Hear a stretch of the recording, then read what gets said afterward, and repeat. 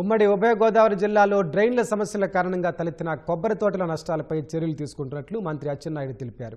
Rajoli MLA Varaprasad ప్రశ్నకు శాసనసభలో ఆయన సమాధానమిచ్చారు.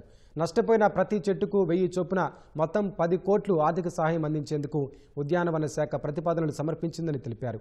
సమస్యకు శాశ్వత పరిష్కారానికి బ్యాంకుల సహకారంతో సమగ్ర చర్యలు చేపడతామని హామీ ఇచ్చారు. తలలు విరిగిపోతున్నాయి, 1,00,000 పైగా చెట్లు చచ్చిపోయాయి. దీన్ని కూడా కాంపెన్సేషన్ కూడా అరేంజ్ చేయాలని చెప్పి ప్రభుత్వం కోరుకుంటూ ప్రకృతి విపత్తుగా గమనించి నేషనల్ డిజాస్టర్ మేనేజ్మెంట్ అథారిటీతో కూడా కన్సల్ట్ చేసి ప్రత్యేకమైన ప్యాకేజ్ లాంటివి వర్కౌట్ చేయాలని చెప్పి నా రిక్వెస్ట్ సార్. ఉమ్మడి తూర్పుగోదావరి పశ్చిమ గోదావరి జిల్లాలకి ప్రధానమైనటువంటి సమస్య డ్రైనేజ్ సమస్య అధ్యక్ష.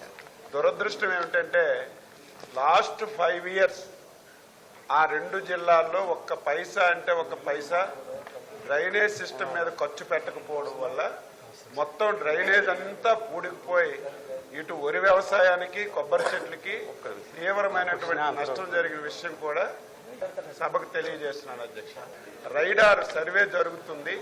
ఏదైనా ఒక బ్యాంకు సహకారం తీసుకొని డ్రైనేజీలన్నీ ఒకే సందర్భంలో బాగు చేయడానికి ఒక ఆలోచన చేస్తున్నామని చెప్పి మీ ద్వారా ఆ 2 జిల్లాల్లో ఉన్నటువంటి గౌరవ సభ్యులకి ప్రజలకి తెలియజేస్తున్నాను.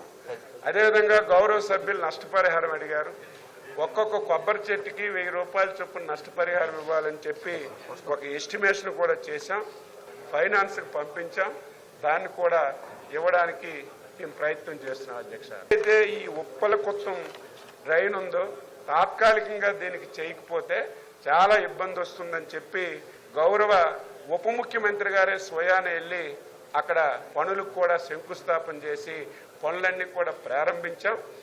కేంద్ర ప్రభుత్వం రీప్లాంటింగ్ మరియు రిజర్వేషనేషన్ అని చెప్పి ఎక్కడైతే కొబ్బరి చెట్లు ఓల్డ్ అయిపోయాయో, ఎక్కడైతే కొబ్బరి చెట్లు పాడైపోయాయో ఆ ప్లేస్లో కొత్త కొబ్బరి చెట్లు పెట్టడానికి ఒక అవకాశం కూడా ఇచ్చింది.